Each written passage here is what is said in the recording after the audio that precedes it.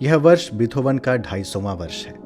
Beethoven यानी Ludwig वान Beethoven 18वीं सदी में जन्मे एक असाधारण जर्मन संगीतज्ञ, जिन्होंने दुनिया को ऐसी नायाब धुनों की पेशकश दी जिसे आज 250 सालों के बाद भी उतना ही महत्व दिया जाता है जितना उन्हें पहली बार सुनकर दिया गया होगा।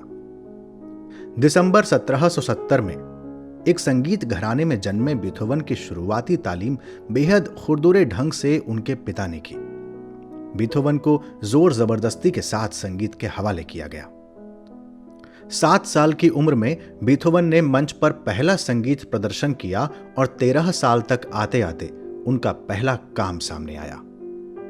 19वीं सदी के उत्तरार्ध में जहां तमाम विचारधाराओं और औपनिवेशिक झगड़ों ने 20वीं सदी में हुए विश्व युद्धों की पृष्ठभूमि तैयार कर दी, वहीं दूसरी ओर 19वीं सदी के पूर्वार्ध में बीथोवन अपने समय की संगीत की लोकप्रिय विधाओं जैसे सिम्फनी, पियानो सोनाटा, ओपेरा को नए ही ढंग से निखारते और निर्मल करते रहे।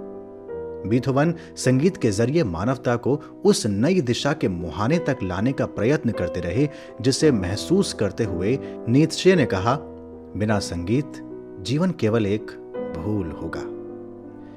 बीथोवन को जीवन के चौथे दशक तक आते आते अपने बहरे होने का आभास हो गया था, लेकिन कहीं रुक जाना महानताओं की नियति नहीं होती। 1819 तक बीथोवन पूरी तरह सुनने की शक्ति खो चुके थे, फिर भी उन्होंने वो जादू कर दिया जिसे सिम्फनी 9 कहकर पुकारा गया। बीथोवन एक जादूगर थे। उन्हें मालूम था कि संगीत वो अस्त्र है जिसे मानव सभ्यताएं कभी युद्ध में प्रयोग नहीं कर पाएंगी और इतिहास में हुआ हर योद्धा उनके इस अस्त्र से हार जाएगा। वो जानते थे कि एक दिन बर्लिन की दीवार जैसी तमाम दीवारें गिर जाएंगी।